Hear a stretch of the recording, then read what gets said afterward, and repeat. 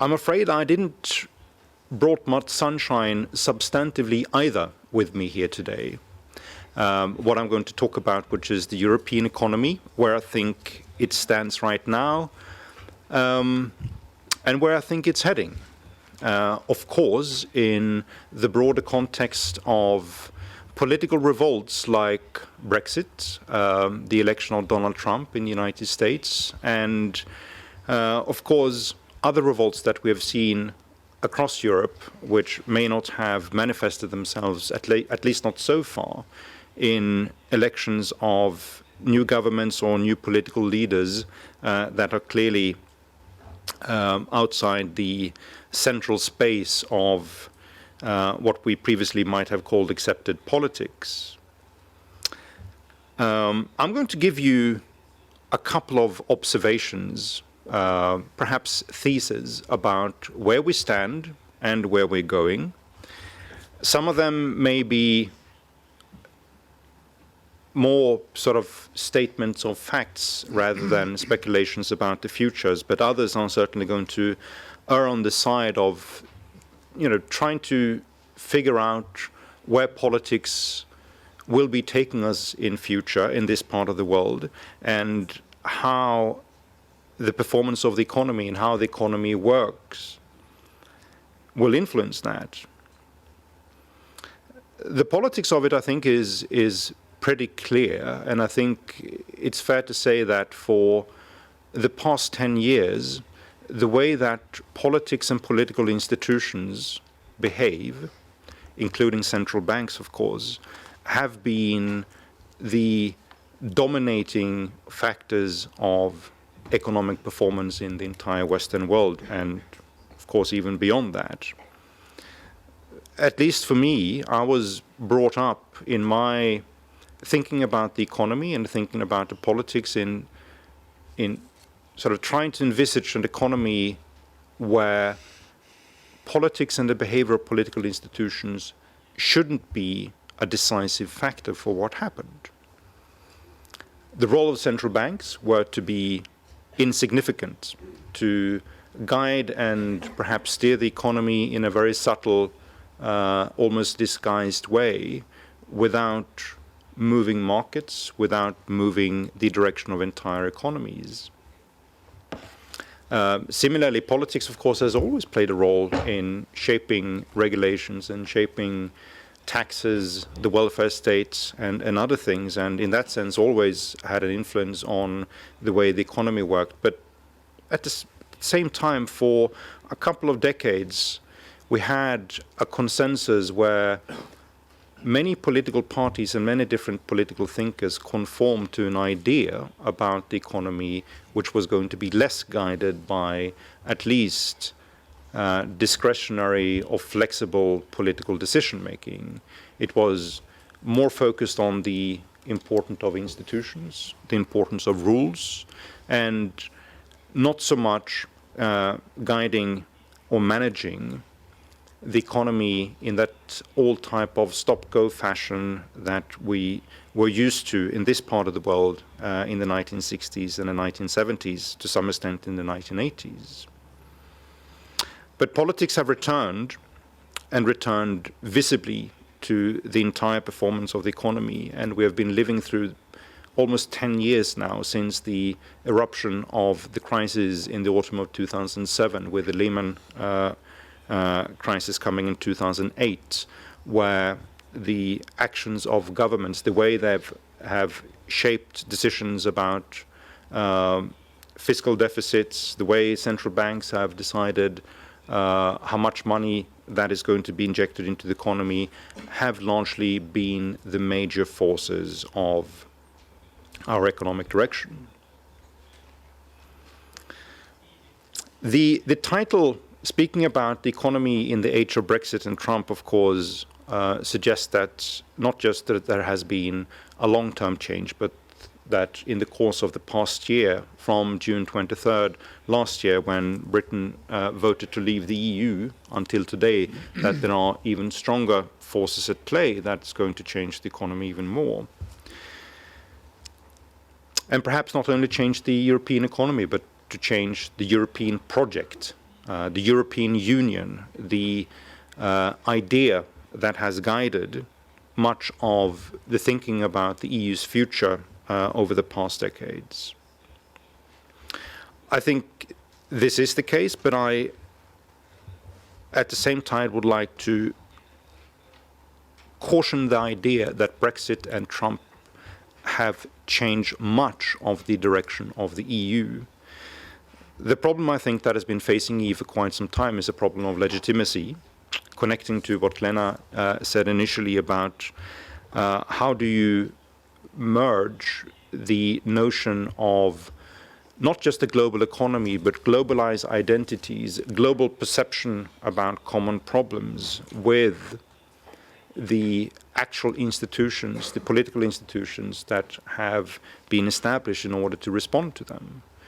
If there are reasons to believe that these institutions are not legitimate, that they act in ways that in one way or the other may be different from what people want, there will be a problem of legitimacy. And I think that problem has been at the center of European Union problems for quite some time now, leading to what is the second problem, a lack of authority.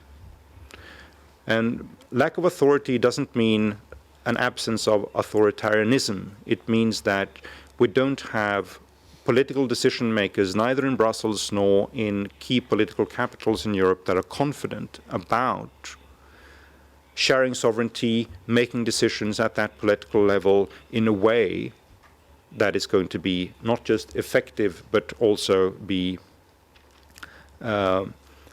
seen as good choices or something that will be rewarded politically by their national constituencies. And that has led us to a third problem, which is the growing perception across Europe that the EU today isn't capable of responding to what is perceived to be the main problems facing individual European countries as well as European Union at large. That may include migration issues. It may include, for some, Russia. It may include, for others, the shape of the global economy and the extent to which that European countries benefit from it in the future. So that's what I'm going to talk about, and that's where I'm going to end up in my presentation here. But before I'm going to end up there, I want to give you a couple of observations, theses about where I think we stand and where I think we are going economically. Now, let's see if I can find the right... Yes. So let's start with something which is pretty obvious. On economic growth, which in the European Union is not just poor at an averaged EU level, it's poor in most individual EU countries as well. There are very few exceptions to the rule. For the past 20 years, we've at least been living with a pretty diverse landscape of economic growth figures in Europe, where at least some countries, some in Eastern and Central Europe, some in countries like Ireland or perhaps previously in Spain, were growing at high levels at the same time as other countries were growing at low levels. But now we have a situation for economic growth in Europe which is poor for virtually everyone. You're now sitting in a country which were at least the exception to the rule for the past 2 years, where growth has been at extraordinarily high levels, driven by a couple of exceptional factors, but the growth performance even here is now conforming to the European average. We're talking about an EU growth in 2017, which is forecast to be around 1.6 to 1.7%. When we look to future projections, which of course are always difficult, but those expectations we have of the future suggest that economic growth will not move any significantly from those levels. For some countries it may go up a bit, perhaps hitting 2% economic growth for 2018 or 2019, then going down a little bit 2021 and 22. For other countries, it's far more stable. Country like France, for instance, is forecasted to grow at an average level of 1.7% from 2017 to 2022. So economic growth and the outlook for economic growth is poor. And that, of course, is something which is of high relevance, not just because we are in a situation where many EU countries are still facing remaining problems from the crises and structural problems that existed before the crises, and they include everything from high unemployment for special groups, not least migrants, that there are a couple of other sort of problems that tend to grow, they tend to magnify at times when economic growth is low. When the economy is growing at high rates, most problems tend to become smaller because you have access to at least fiscal resources in order to deal with some of them, or perhaps to hide some of them. You have an economy which employs more and makes it easier for people that also been distant from the labor market for a longer time to basically get back into it. But in times of sustained low growth levels, most problems tend to magnify. If there can be economic problems and there can be non-economic problems, but they tend to magnify. The outlook for the future actually gets bleaker when we begin to look at underlying factors of economic growth and long-term prosperity generation in the economy. The growth of productivity in the European economy is actually poorer than economic growth. We're talking about a situation right now where the EU, at an average, has virtually had its productivity growing at zero levels for a number of years. There is no productivity growth in the economy. You can measure it in different ways. You can have a discussion about whether the growth of the digital economy has made it even more difficult to measure actual economic output and productivity. But these type of cautions tend to become less relevant when you put things in a longer term perspective, that we have actually had several years of zero economic growth, and there are few indications that suggest that growth would actually be larger than that. Partly because we have problems with businesses investing in the economy. Business investments have declined, or business investment growth has declined gradually over a pretty long time now. We can perhaps say that some of that decline is related to businesses not being confident about market demand in future, so they are hesitant about investing. They don't know if they're going to be consumers there in order to buy the products that they're going to produce with all the investments that they're going to do. But there are also other factors at play here, which are far more structural and doesn't really connect to the business cycle or how businesses perceive the business cycle to evolve over the future. We have a long-term trend of declining productivity growth in European economy. Europe had, for almost 15 years, a period when we were catching up on the productivity frontier in the world, when the EU, if you treat EU as an economy, were converging to the frontier in terms of those economies that produce with highest productivity. And the United States has traditionally been the economy with the highest productivity level and also with the highest productivity growth for a sustained period of time. But that catch-up process ended, and it ended a pretty long time ago. Ever since then, and if we draw out these trends over a longer period of time, we can see that from the early 1970s until today, for Europe as a whole, we've basically shaved off 1 percentage point of productivity growth for each decade. So if we started in 1970, coming out of that post-war recovery, sort of golden economic miracle period in the 50s and the 60s, from the 1970s we went into that decade with productivity growth at levels of around 4 percentage points annualized for a decade. In the 1980s, we went down to 3%, in the 1990s to 2%, in the noughties to 1%, and now we're basically down to 0. So we shaved off roughly 1 percentage point of productivity growth per decade in this part of the world.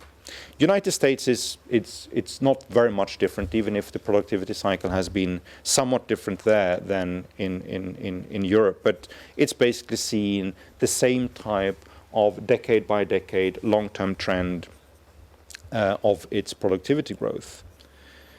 So that is not a positive message if you want to understand where the economy is about to take us, in the sense that the underlying in the economy isn't very strong. The underlying strength of the economy in terms of generating more productivity growth in both services and manufacturing sectors are not telling us that we should expect our economic growth or the pace of prosperity generation to move up much more in the next couple of decades.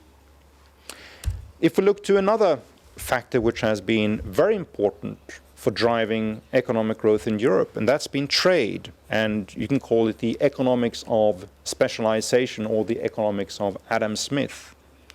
Unlike many other parts of the world, especially large economies like the United States, trade has for a very long time been extraordinarily important for determining the pace of economic growth and the prospects that we have for future economic growth.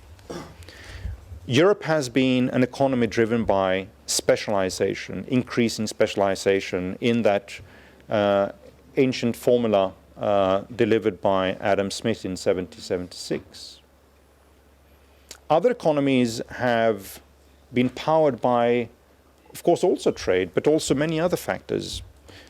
United States can sometimes be described as an economy following the economics of Joseph Schumpeter more than Adam Smith, in the sense that it's an economy which have had more creative destruction, in the sense that innovation, entrepreneurship, firm creation and firm exits have been more important for the typology of growth in that country. It's been more sort of a Wild West type of economy where innovators or new companies have been created, contesting markets, competing out existing incumbents, and as a consequence generating more economic growth.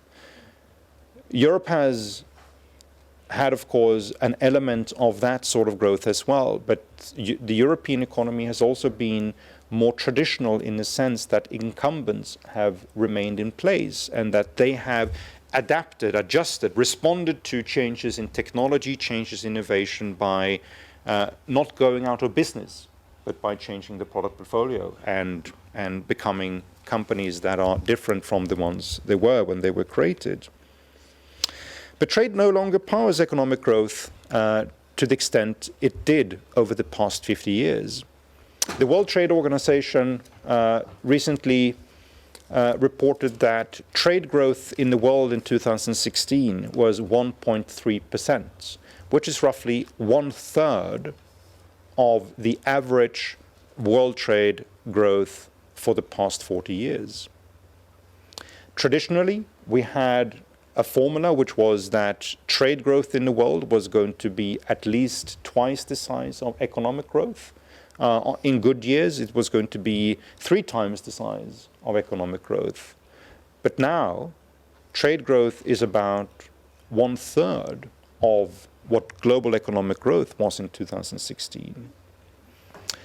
There may be a slight increase in 2017, 2018, at least if you listen to the World Bank or the World Trade Organization. But a good part of the forecasted increase in the values of global trade is linked to an increase in commodity prices. That commodity prices are going to pick up again, and as a consequence, the value of global trade is going to be a bit higher. If we look to Europe, we can see a similar pattern there, where trade growth internally within Europe, it hasn't stopped growing, but it's growing at an extraordinarily low level, which can be explained, of course, by natural factors, that we've had low economic growth in Europe, that we've had big structural changes in many economies, not just Greece, but in economies like Italy, Spain, France, and others, where declining demand has basically led to a drop in internal trade in Europe. But we're basically looking at the same type of picture here, where we're not finding anyone who is expecting internal trade in Europe to break out from the trend over the past 3-4 years, and that it's going to return to the sort of very high levels of internal trade growth that we had in the EU up to 2008, 2009, and that we also saw during the recovery in 2011. So trade is not really shaping the economy to the extent it did in the past in Europe. So these are, in my view,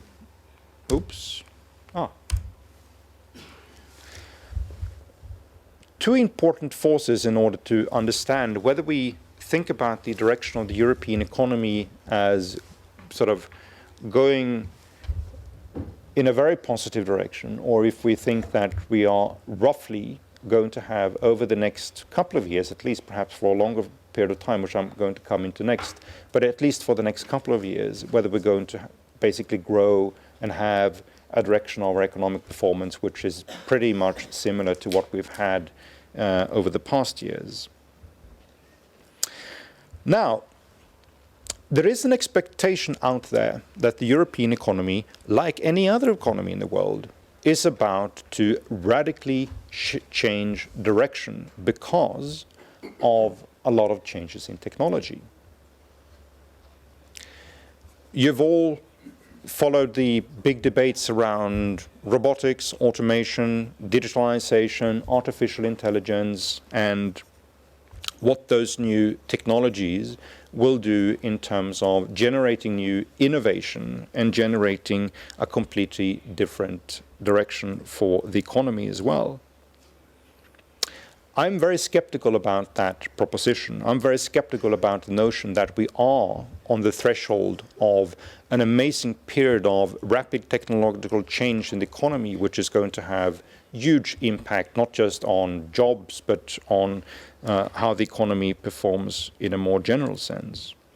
I think there are a lot of amazing technologies out there which are promising and hopefully will have an impact on economic performance. I think, however, that we should rather worry about having an innovation famine rather than an innovation feast over the next couple of decades. Innovation isn't really just about technology and what technology can do to us, the properties of technology. Innovation is a far broader concept, and it includes the way governments, markets, firms, and individuals are going to respond to technology. Whether we have constructs of markets and firms, and whether we have people, not just guiding governments and markets, but people in a broad sense that are predisposed to have an acceptable, if not embracive, view of new technology, whether they are willing to change as a consequence of new technology.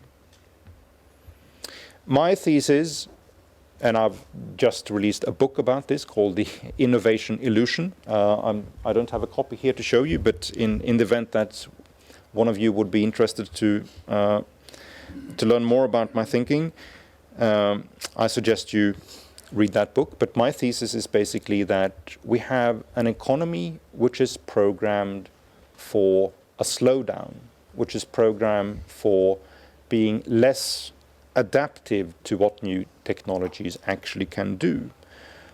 So my worry is not that we have an absence or a shortage of new technologies that could do a lot of good things for the economy, increasing its productivity, increasing the pace of change in the economy.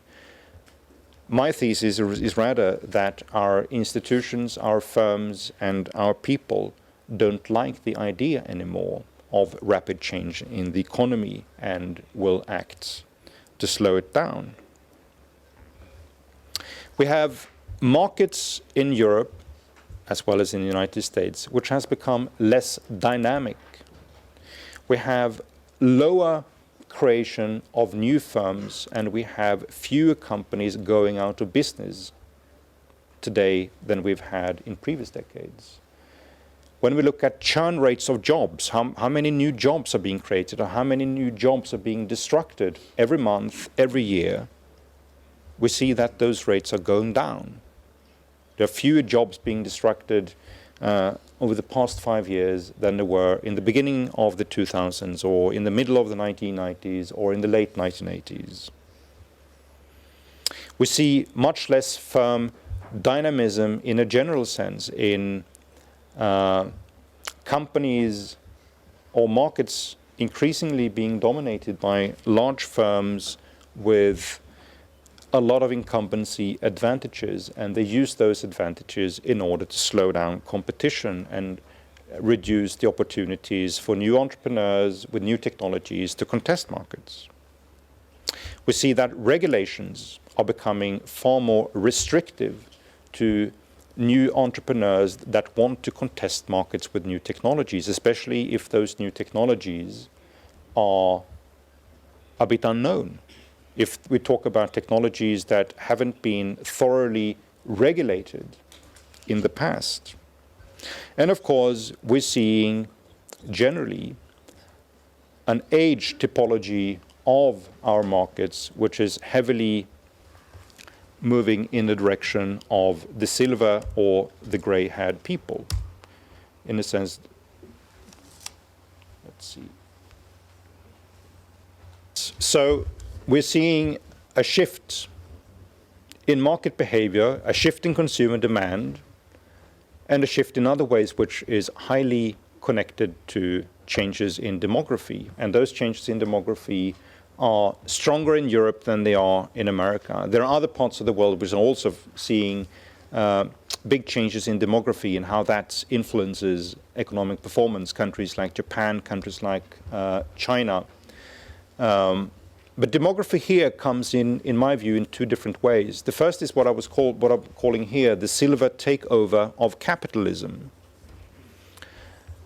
My view is that capitalism has changed profoundly over the past 40 years, in the sense that the main character of capitalism has virtually become extinct, and that's the capitalist. What we have right now is, broadly speaking, a capitalism which is dominated by institutions managing other people's money. We have, for the past 50 years, seen an enormously rapid increase in the role that financial institutions play for the ownership of individual firms, and play for the ownership, in that sense, of capitalism. And a very large part of the money being managed by these financial institutions is, of course, related to people that are saving for the retirement. And if you know the life cycle investment hypothesis from your time at university, you will know that, or if you know your own investment behavior, you will know that the closer you're getting to retirement, the less willing you are to take risks, the less willing you are to invest in highly entrepreneurial enterprises. What you tend to prefer the closer you get to retirement, and when you are in retirement, is a stable and predictable return. That's what you want on your money. And given the extraordinarily important role that these institutions are playing for the ownership of large enterprises and even medium-sized enterprises, we have now moved into a type of economy which you can rather call a rentier form of capitalism. It's a capitalism where we don't have capitalists, but we have rentier owners who want to have a couple of percentages every year, and they want that to be predictable. And if you want to have predictable returns, you need to invest predictably. You need to invest in enterprises that can deliver that form of predictable return. So we get into the economy, the type of economy which increasingly has evolved over the past couple of decades. For Europe and for other parts of the world, it means an economy where companies are far less willing to invest in projects with long time cycles. They try to shorten the time cycles of every investment to make returns on them far more predictable. They invest a smaller share of their revenues in research and development. They invest a smaller share of their revenues in physical capital. So when you measure investment as share of revenues, you've actually seen a decline over a longer period of time. And that's very much a response to the type of owners that these firms have. These are owners that don't want companies to take much of a risk.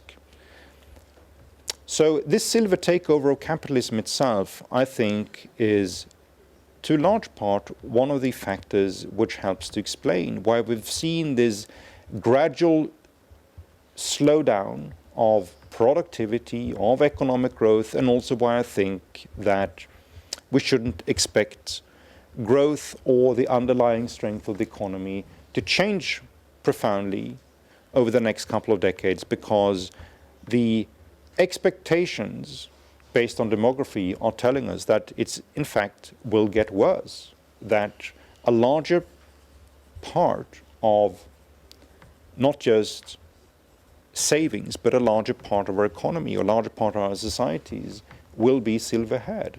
And these will be people that have less inclination to invest and live with innovative enterprises that may deliver extraordinary good returns in the future, or that may go bankrupt the next day. Next thesis on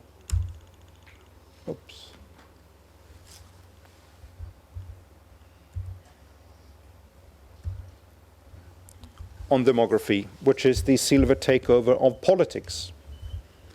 That demography is not just changing the economy, but it's also changing our politics. And now, of course, it's changing our politics in a very simple way, that we have very large cohorts in national electorates that are now in retirement or getting close to retirement. They are above 65. When we look at the voting patterns in the US presidential elections, when we look at the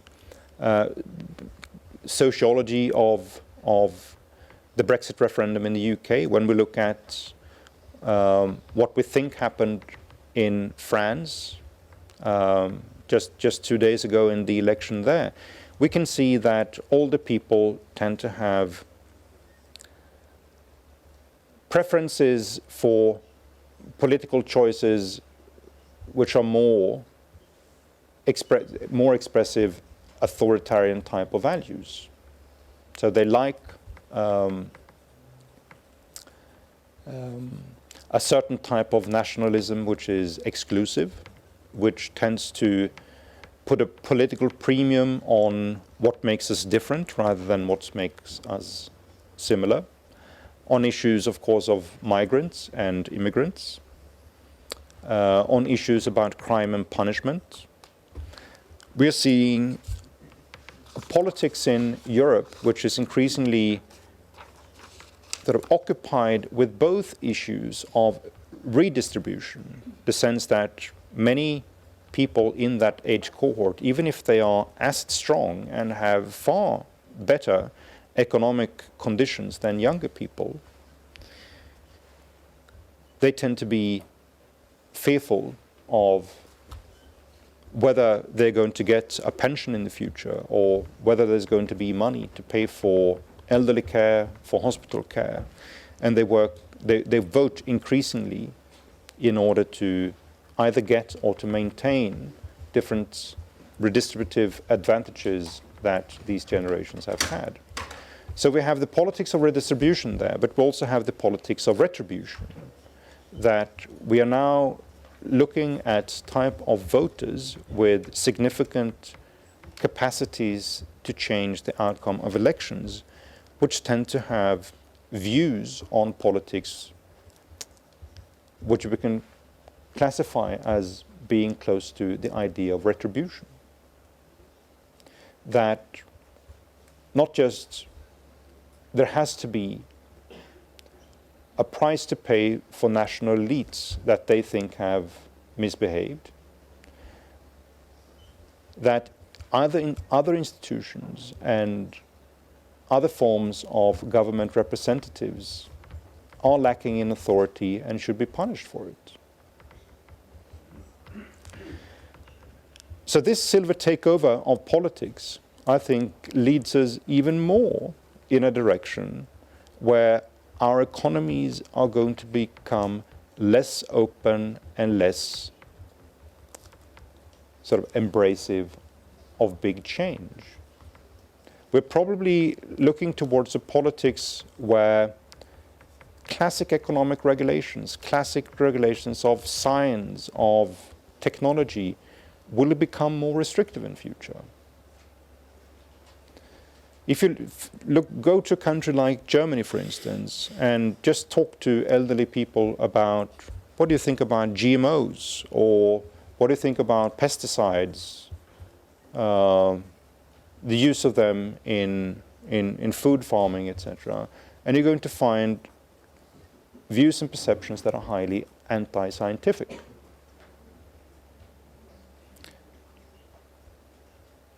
You're going to find views that are far more positive towards regulations that wants to restrict technologies, chemicals, or other forms of scientific creations in order to produce food or produce anything else. And that these perceptions are generally going into areas where they didn't exist before, like pharmaceuticals, like medicine, or how they think that a properly run health service, what they should offer in terms of access to non-scientific medical treatments. So this silver takeover of politics, I think, is going to lead us even more in a direction where we as an economy will have increasing difficulties to power economic performance by the help of new technology and new innovations.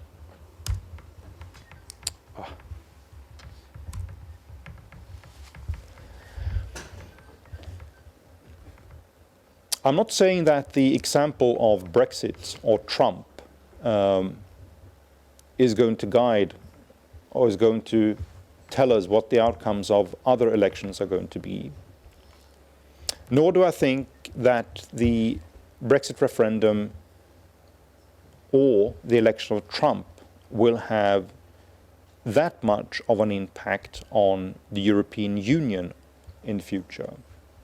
And I say this because much as I want to chair people like Mark Rutte and Emmanuel Macron, the Dutch Prime Minister who was re-elected recently, and the French presidential candidate Emmanuel Macron, who came out first in the first French presidential round, much as I like to share their positive view about European cooperation and empowering the EU with more authority, I think that the era of an ever closer union has ended. And an ever closer union goes back to a particular phrase in the Rome Treaty celebrating 60 years this year, which of course guided a lot of federalist or semi-federalist thinking about where the European Union should go in the future. The notion about an ever closer union has been very, very strong, and it's certainly guided myself in my own thinking about the EU where I think it should go. But I think it has ended. But it didn't end with Brexit, nor did it end with Trump's initial skepticism about the EU, or that he wanted to see many other countries to follow the UK out of the exit door.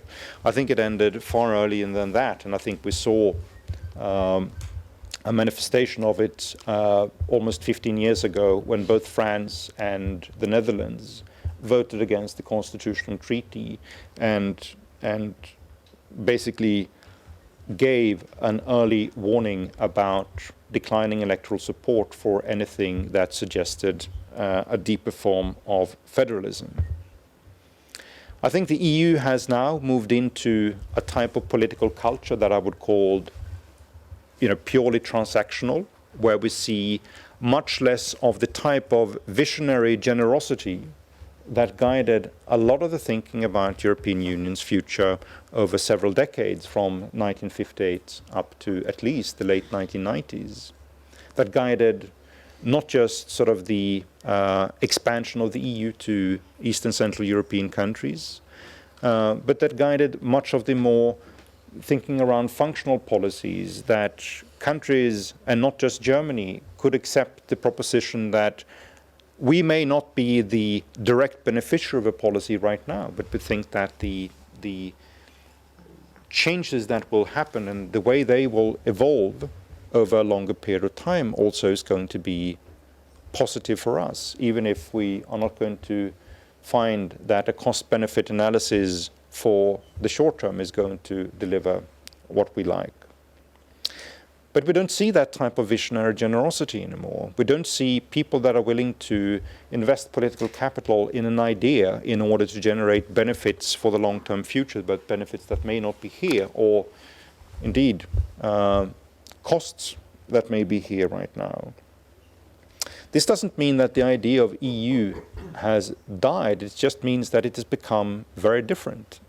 And that whole transactional political culture lead to, in my view, sort of a type of political conflict which is probably going to generate sort of even more tensions in the future than those that we have seen over the past 10 years around sort of the Eurozone crises, fiscal rules on migration policies, or any other type of policies which have generated a lot of tensions in the past 10 years. The whole notion of the transactional political culture doesn't really fit with the idea that you can sustain long-term international corporations by sort of international institutions that have sort of an idea about the future projected into themselves, which was, of course, the idea of the ever closer union. The idea of Europe was that it wouldn't stop in 1957, 1958 with the Rome Treaty. It would continue, it would go on. The same thing with the treaties that were negotiated at a later point. The same thing with the creation of the single market. It was supposed to be a start, not to be a finish of something. But I don't think we're seeing as much of that anymore. And I think the type of political culture that will come is far more transactional and less capable of agreeing on long-term political solutions which have distributive consequences right now. Likewise, the economic growth premium of European integration has also weakened. This has been a core selling point, of course, for a long time now, that it's almost as if there has been an underlying promise that if you join the EU, you're going to be better off. Your economy, your prosperity will become better. If you participate in a process of deeper integration, your economy is going to become better off. You will generate more prosperity. and better material outcome for your citizens. So that's been sort of the growth premium, and it's been extraordinarily important. And it's been extraordinarily important in countries like the UK, of course, which have always had more of a transactional idea about European cooperation. It's been important in countries like Sweden, which never really sort of have bought the idea of an ever closer union, especially if it's slanted in highly federalist terms. It's guided many other countries as well. But we can see that this growth premium has weakened, and it's weakened over a long period of time, where the creation of the single market in the early 1990s clearly led to positive economic outcomes, both on economic growth and a lot of intermediate type of aggregates like productivity, investment, etc. But that growth effect it slowed down after many of the big changes have happened. Then we had the idea that, well, we started with a single market in 1990s for goods and merchandises. Now we're going to step into services and do something there. But that never really happened. And now the idea for some time has been that we're going to create a digital single market, and that we sort of on the back of broad digitalization in the economy will reduce different sort of barriers to economic exchange in Europe, which certainly is going to deliver that premium to countries, that if you participate in creating this digital single market, you're sure to be better off than if you're not participating in it. But it's the same thing there, that notion of the digital single market has always become an illusion in itself, that people almost believe that the more you talk about it, the more real it's going to become. But we are not seeing much at all in terms of reducing barriers to the digital economy in the European Union right now. When you look at most of the initiatives that are being taken and that come with the word digital in their title, they are introducing more barriers between countries than they are reducing them. Add to that the era of globalization as we knew it in the past has ended. And I don't mean that trade is going to stop, or that we're going to sort of spend less on foreign travels, that there are going to be fewer tourists in the world, or that necessarily movement of capital will become vastly different in the future than it's been in the past. What I mean by the era of globalization is that the idea that we could grow the economy on the back of a high pace of growth of capital, labor, and trade, that was going to deliver high economic growth across the world.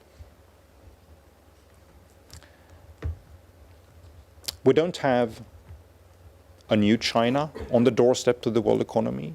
The amazing thing about the past 25, 30 years is that we've integrated roughly 2.5 billion people into the world economy for real. This was the concept of the global factory. This was the consequence of a fascinating period of 30, 40 years of increasing fragmentation of supply and value chains in a lot of corporations. That the iPhone you mentioned, Lena, that you took the iPhone, you assembled around 400 different products into one phone, and all these components have crossed around 500 borders before the components were assembled to a phone. That, of course, is going to continue. We're going to continue with a lot of input trade, and we're going to have increasing trade also for services. But we're not talking about an era anymore where we have a vast number of new people stepping into the world economy for real in the same sense that we had in the past 30 years. We're probably not talking about a growth of capital in the world which is going to be as high as it were in the past 30, 40 years, for the simple reason that sources of capital generation has become so much weaker. And as a consequence of that, trade and trade growth is also going to be less important for the shape of our economy in the future. So the era of globalization has ended. With the era of globalization was, of course, another thing, and it was the concept of the global village, or at least the idea that it was possible to create global institutions, or at least international institutions, to respond to problems that are common to everyone. That we would eventually find ways to govern these institutions that were far more democratic, that responded to the same democratic ideals that have governed national institutions for several hundred years. And this is where I'm going to end on what I think is a positive note. It is, of course, true that the revolt that we have been seeing politically over the past years, that it is to an extent a revolt against the idea of that global village, and a revolt against the global elites, or a revolt against multinational companies, global capitalism, or whatever shape and form that will come. But I think to a large extent, when you drill down sort of the sociological analysis that you can find about not just the election of Trump or the Brexit referendum, but also when you look at the sort of voter sociology, public perceptions in other countries, you will find that the revolt is equally, at least, perhaps even more, a reaction against declining authority and legitimacy of the nation states. That we are far more rebellious against what we believe to be nation-state institutions that don't behave in the same fashion as they did before. So if you take a country like this one, like Sweden, which of course may be different from many others in the sense that it's a small, open economy, always being dependent on trade and dependent on connections with the outside world, but an economy, but also a country which have seen a remarkable change in its politics over a very short period of time, just in a few years, where the revolt that we have been seeing in electorates haven't been so much against sort of the WTO or America or Brussels. It's much more about the declining authority and legitimacy of nation states institutions, like the police, like the army, like the idea of what is really Swedish culture. And beyond that, revolt, of course, is very much against those institutions that people previously thought was channeling political perceptions connected to legitimate and effective nation-state institutions. It's a revolt against political parties that have been in power over the past couple of decades, those that people thought were there in order to manage their wishes and desires in a good way. So we're seeing across Europe almost an electoral slaughter of traditional old Labour parties, social democratic parties, partly because they have been in power for many, many decades, for a long time in many countries, and also intimately linked to nation states and nation states institutions, and they see a weakening of those institutions and react to it. I think it's a matter of time before establishment centre-right parties will see the same thing in many countries, not just in France now, or in other countries where traditional centre-right has become virtually extinct, like Denmark, indeed even the Netherlands. And in a sense, and why I may end this on a positive note, I think sort of there is a very strong understanding in many parts of Europe that the EU or any type of other international institutions, that as long as they respond to real problems, they are highly wanted and highly legitimate, whatever other problems that may be associated with them. That sort of the revolt against the elite or the revolt against Brussels may be much more a disguise in the sense that they're revolting far more against national politics and national political institutions, that whatever happens in future will probably not regain much of that effective influence they have in channeling the perceptions of people in the past. That much as older people are now voting for Donald Trump and perhaps voting to leave the European Union in Britain and perhaps creates an old vision of the empire again, we're still talking about, to a large extent, a Led Zeppelin type of generation that went through a revolution in religion, sexual habits, alcohol, drugs, culture, the economy, and that is not alien to the idea that changes in nation states and changes in the world that you largely like will also affect the power and effectiveness of your own nation states institutions, and that you need over the long term to find international ways of solving problems.